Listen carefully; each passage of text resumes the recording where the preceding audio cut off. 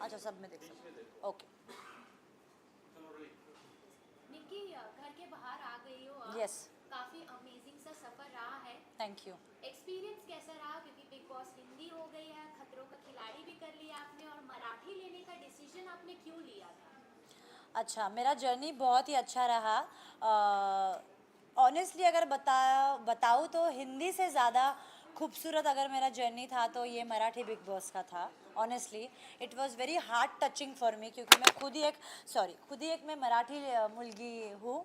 तो इसीलिए एवरीथिंग जो भी हुआ घर के अंदर, सब कुछ मतलब सब कुछ, एवरीथिंग टच्ड माय हार्ट।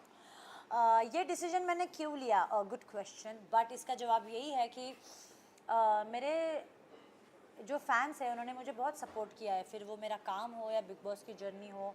जो मैं रियल सेल्फ, जो मेरी पर्सनालिटी है, उसको बहुत प्यार मिला मुझे। तो देवर लाइक कि आप मराठी मुलगी हो, आप मराठी बिग बॉस क्यों नहीं करते। तो मैंने कहा चलो ये मेरे तरफ से आप सभी के लिए एक ट्रीट है, एक सरप्राइज़ है यानी गिफ्ट है, इसीलिए किया।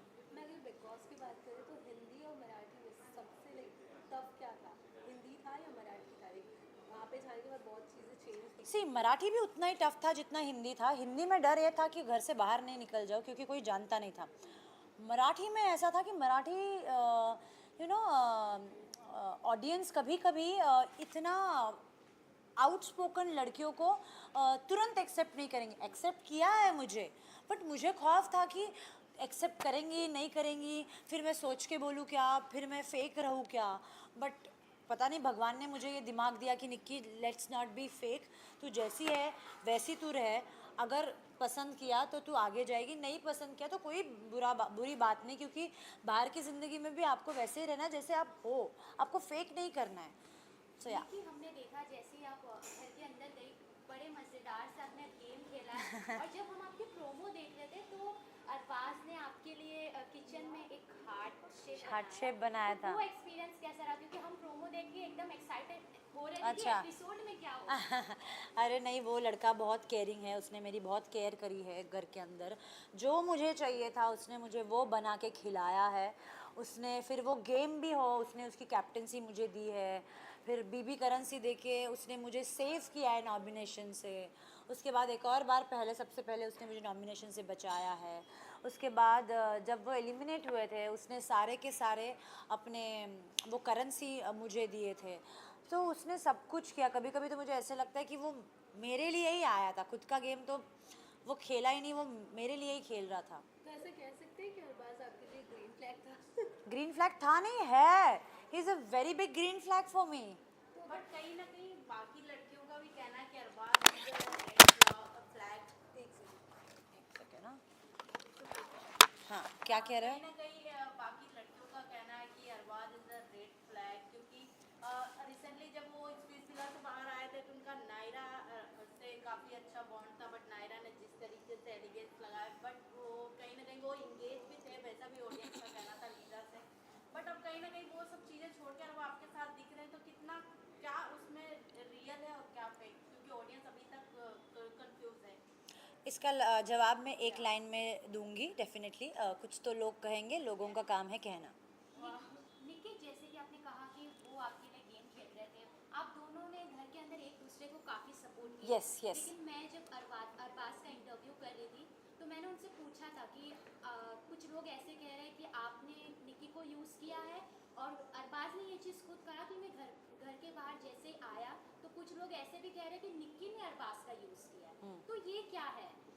क्योंकि आप तो अंदर थे और जिस तरीके से हमने गेम देखा है, हमें नजर आया कि आप दोनों ने एक दूसरे को सपोर्ट किया है। यस। तो मैं यही कहूँगी, घर वाले भी यही कह रहे थे कि निक्की अरबाज के इमोशंस का यूज़ कर रही है, बट ऐसा कुछ नहीं है। मैं अपने बलबूते पे गेम में थर्ड पोजीशन पे आई और अरबाज भी अपने बलबूते पे आगे आया है। वो उसका गेम प्लान था कि उसको नॉमिनेशन से सेफ होना है, हालांकि वो बहुत कम नॉमिनेट हुआ है, 2 ही बार नॉमिनेट हुआ है। मैं पूरा ऑलमोस्ट सीज़न, सिर्फ पहला वीक में नॉमिनेट नहीं थी और दूसरा जब मैं कैप्टन बनी मैं फुल सीज़न नॉमिनेट थी, मेरा कैप्टनसी भी चला गया था। तो मुझे वो खौफ था ही कि यार भाई एवरी वीक मैं नॉमिनेट होंगी। तो इमोशंस की जहाँ बात करते हैं तो कोई किसी के इमोशंस के साथ खेल के आगे नहीं जा सकता, क्योंकि प्रेक्षक जो होते हैं, ऑडियंस, वो देखते हैं कि कौन किसके साथ खेल रहा है, और उनको पसंद नहीं है कि अगर किसी के मन से खेला जाता है, किसी के दिल से खेला जाता है, या फिर किसी को धोखा दिया जाता है, उनको पसंद नहीं है।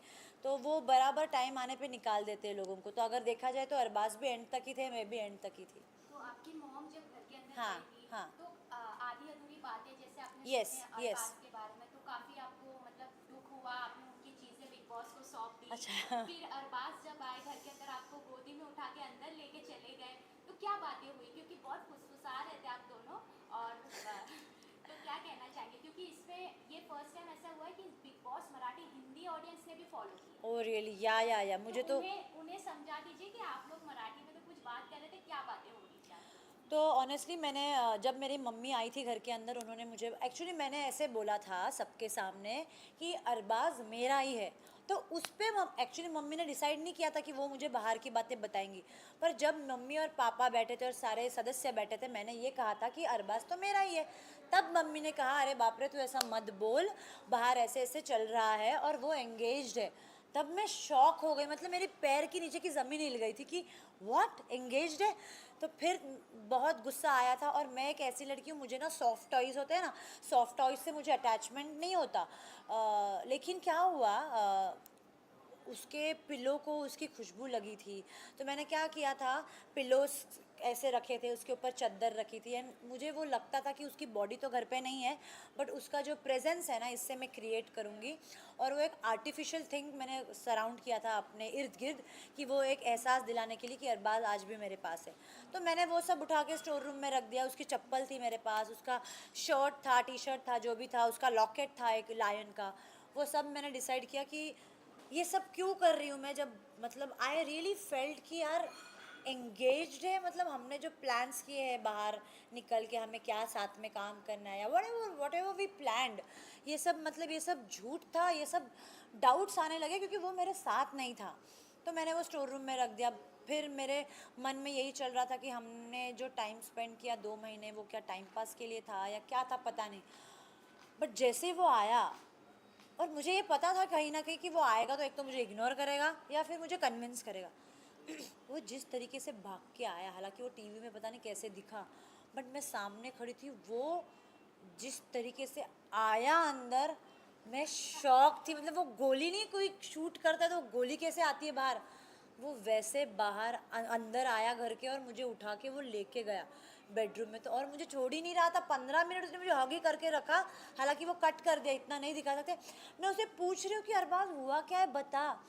फिर उसने बताया कि जो भी तेरे को समझ में आ रहा है घर के अंदर, वो थोड़ा सा वो फेक है, वो रूमर्स है, और अगर सच भी है तो क्या सच है क्या नहीं, उसने मुझे सब बताया। और उसने मुझे ये भी कहा कि वो सब मैंने ख़त्म कर दिया, इट्स ऑल माई पास्ट। और अब मैं तो भगवान हूँ नहीं कि किसी के पास्ट को एक्सेप्ट ना करूँ या भुलाऊँ ना। अगर सामने वाला इंसान अपने पास्ट को भुलाने के लिए रेडी है तो मैं भी भुलाऊंगी डेफिनेटली, बिकॉज हम सब लाइफ में रोज़ नई ज़िंदगी जीते हैं, so it's as a matured person, I will obviously forget anybody's past and grow ahead in life. Nikki, मैं आपसे जानना चाहूँगी निकी, क्योंकि आपको ऑडियंस पहले से जानती है, अरबाज से पहले से जानती है, आपकी फ़ैन फॉलोइंग ज़्यादा है, बॉलीवुड हो या टीवी हो, सारी इंडस्ट्रीज़ के लोग आपको जानते हैं। तो कहीं ना कहीं एक एज अ ऑडियंस सवाल बनता है, क्योंकि अरबाज जब स्पेस विला किए थे, उन्होंने बहुत सारे पॉडकास्ट में डंके की चोट पे कहा कि यस लीजा इज़ माई फियोंसे।